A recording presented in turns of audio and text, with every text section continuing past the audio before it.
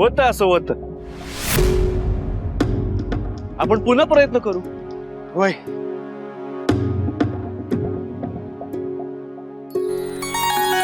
ज्ञानाग्नीचे मुखे जेणे जाळली कर्मे आशेखे तो परब्रह्मची मनुष्य वेखे ओळख तू.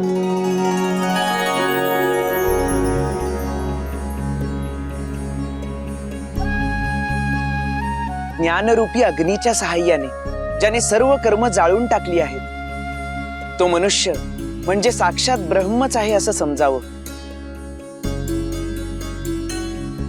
करा पुन्हा प्रयत्न. होय.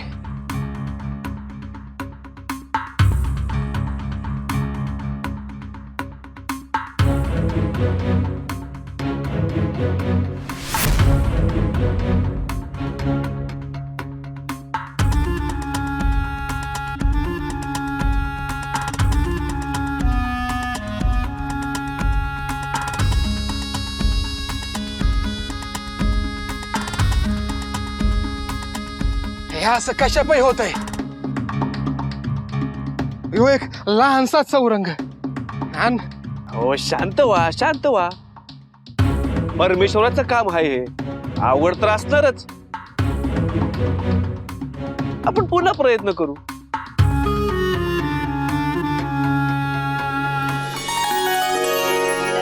जो शरीरी उदासू फळभोगी निरासू नित्यता उल्हासू हो उनीयसे.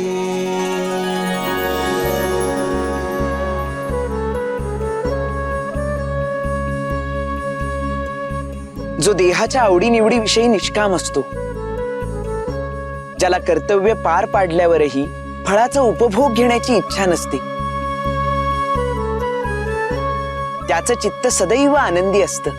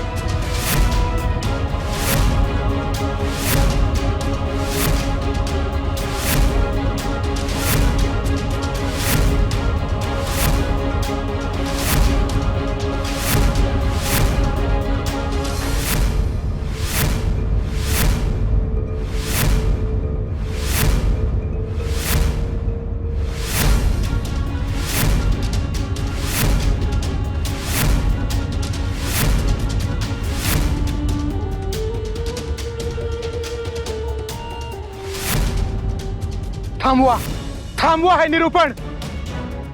फसवणूक झाली माझी. माझ्या भक्तीचा काय उपयोग? हा, परमेश्वर माझं रक्षण करू शकत नसेल तर नाही पूजायचं मला त्याला. तो आपल्याकडून धन घेतोया, अलंकार घेतोया, पण आपल्यासाठी काहीही करत नाही, कारण तो अस्तित्वात नाही. आणि जर असेलच तर तो स्वार्थी आहे.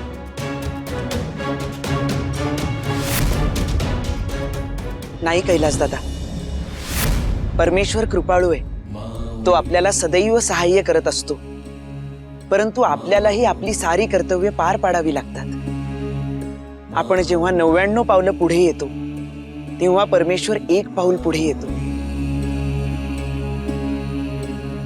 अहो, भगवंताला प्रसन्न करणं इतकं सुलभ असतं तर ऋषी मुनींनी हजारो वर्ष तप केलं असतं का? ओ, मला शिकवू नका. तुम्हीच काय तर तंत्र मंत्र केलंय म्हणून तो माझा ऐकणं झालाय. अहो कैलास दादा, ईश्वर तुम्हाला सहाय्य करत नाहीये. कारण तुम्ही कर्तव्यात चुकला आहात। उगाच स्वतःच्या अपयशाचं खापर माझ्या दादावर फोडू नका। अरे पोरा, अरे मला शानपण शिकवण्यापेक्षा स्वतः ये आणि उचल हा चौरंग।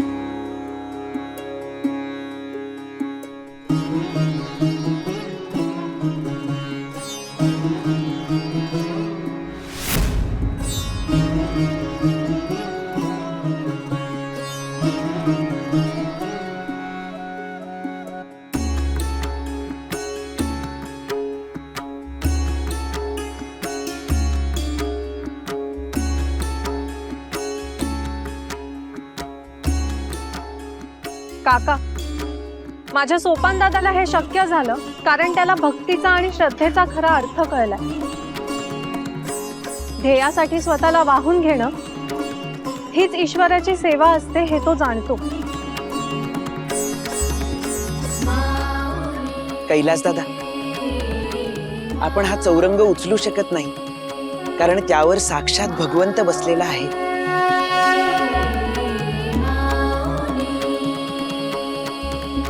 कशावरून?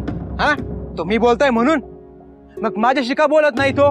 परमेश्वर आपल्याशी बोलतो कैलास, केवळ त्याला बोलतं करण्यासाठी मनाची निर्मळता हवी। आपण आजपर्यंत ज्या देवांचा नवस केला ते देवही आपल्याशी बोलू शकले असते जर आपण निर्मळ मनाने त्यांना साथ घातली असती तर।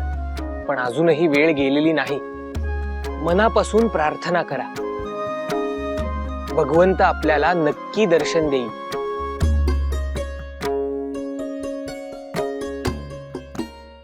आओ, आता एवढं समज केलं, एक डाव शांतपणे डोळे मिटा आणि त्याला शरण जावा।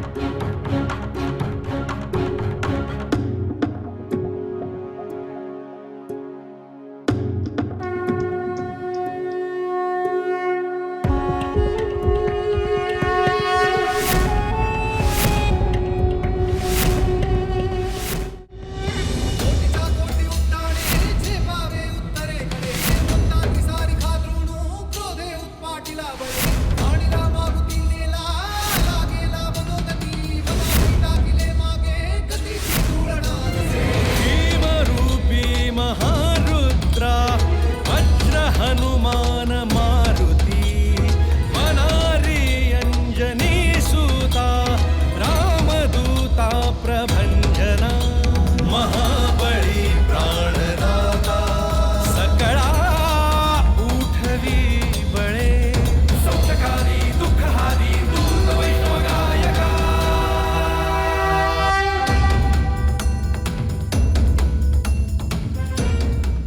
पाहिलंस बालका, मी साऱ्यांचाच आहे आणि साऱ्यांच्या हृदयी आहे. मला मोल नको, दागदागिने नको. साऱ्यांनी निष्ठेने स्वतःचं काम करत राहणं हीच माझी खरी पूजा आहे. कल्याणमस्तु. आज तुझ्यातल्या तंबाचा विनाश झाला आणि त्या आनंदाप्रित्यर्थच इतर देवदेवता तुझं अभिनंदन करण्यास आले आहेत. बघ,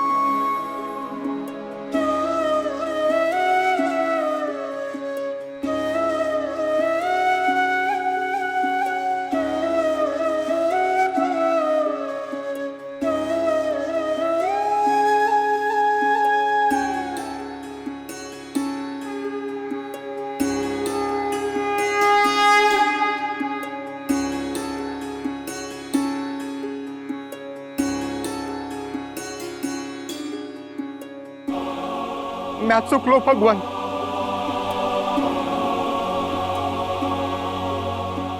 मला भक्तीचा, कर्तव्याचा, श्रद्धेचा खरा अर्थ जुमगला नाही आणि म्या आपल्याला बोललावत बसलो. झालं गेलं गंगेला मिळालं. इथून पुढील प्रत्येक दिवस आपला आहे. त्यात अविश्रांत कष्ट करा. फळासाठी करू नका. ते केले नाहीत तर भगवंताची पूजा अपुरी राहील म्हणून करा.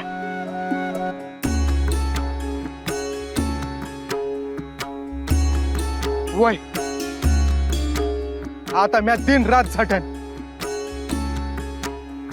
रघुताचं पाणी करेन, तुमचं समद मोल तुम्हासनी परत करेन. फक्त ज्ञानेश्वरा, त्यासाठी मला तुमचा आशीर्वाद हवा. बाकी मला काही बी नका. आशीर्वाद देण्यासाठी मी फार लहान आहे, परंतु माझ्या शुभेच्छा सदैव आपल्यासवे असतील. आपण निश्चित यशस्वी व्हाल, कारण आता खऱ्या अर्थाने भगवंत आपल्या पाठीशी आहे.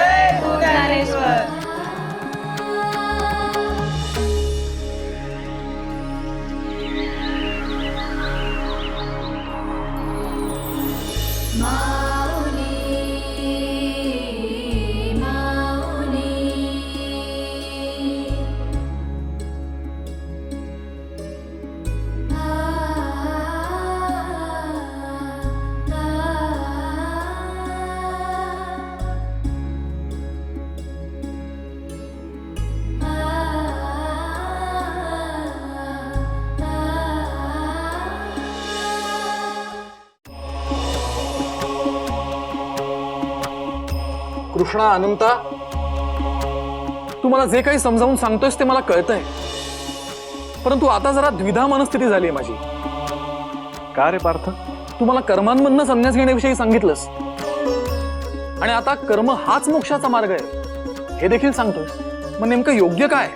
कुठला मार्ग अवलंबायचा? सर्व काही सोडून घेऊन संन्यास घ्यायचा का आवडत असो वा नसो कर्म करत राहायची? अर्जुना, जेव्हा आपण देहरूप धारण करतो तेव्हा कर्म हे अनावधानाने येतच. कर्म केल्याशिवाय आपण या सृष्टीत नाही टिकू शकत. आणि तू संन्यासाबद्दल म्हणालास तर संन्यास म्हणजे प्रापंचिक कर्तव्य पूर्ण करून त्यातून मुक्त होणे असं होईल. कृष्णा, अजूनही मला तुझं म्हणणं स्पष्ट होत नाहीये रे. सर्व काही सोडून देऊन भगवंत प्राप्ती करता तपस्या करावी का जे चालू आहे ते दैनंदिन कर्म करत राहावं? भगवंत शोधार्थ एकांताची वाट धरावी का कर्तव्य म्हणून कुटुंब सांभाळावं?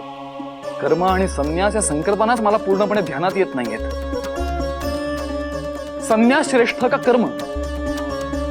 तात्विक दृष्टीने विचार केल्यास तर कर्म आणि संन्यास हे दोघेही श्रेष्ठच आहेत. कृष्णा, मला असं संभ्रमित करू नकोस रे. तुला जे काही सांगायचं आहे ते मला स्पष्टपणे समजावून सांग. आता माझी ही गोंधळलेली अवस्था मलाच सहन होत नाहीये. मला एकच सहज, सोपा आणि सरळ मोक्षाचा मार्ग सांग, अशी विनंती करतो मी तुला. हो हो हो, पार्था जरा धीर धर. सत्य जाणून घ्यायची तुझी ही तीव्र इच्छा पाहून मी प्रसन्न झालो. तू म्हणतोस तसंच होईल. मनी शंका बाळगू नकोस. असा तो गुरूंचा गुरु भगवान श्रीकृष्ण सगळ्यांचे लाड पुरवतो.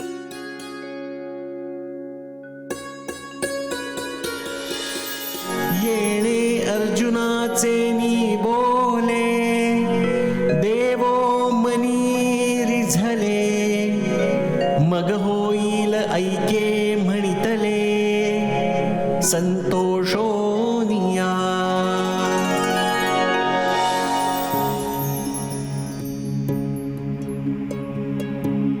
औदार्याचं भांडार असा तो श्रीकृष्ण परमात्मा जो अर्जुनास प्राप्त होऊन सुखाचं वसती स्थान झाला. जसं तुम्ही आमच्या सुखात झालाय तसंच नव.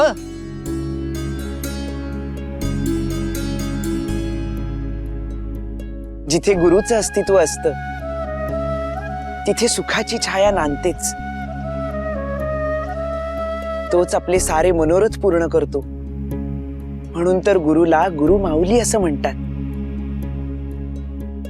तोच आपल्या साऱ्या नात्यांची, ज्ञानाची आणि मायेची तहान जन्मभर शमवत असतो.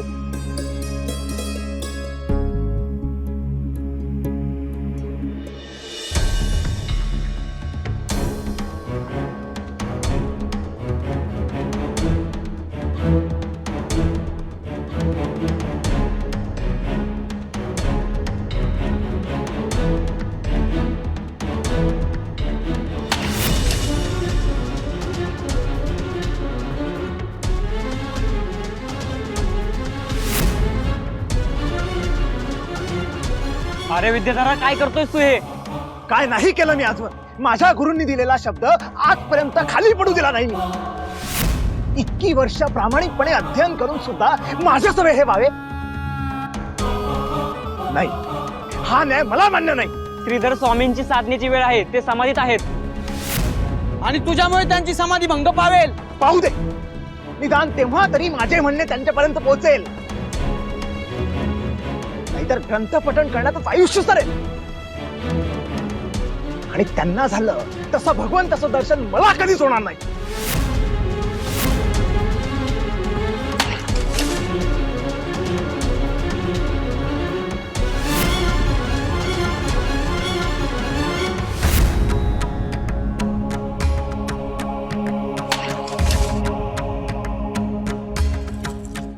काय झालं? हे काय विद्याधरा?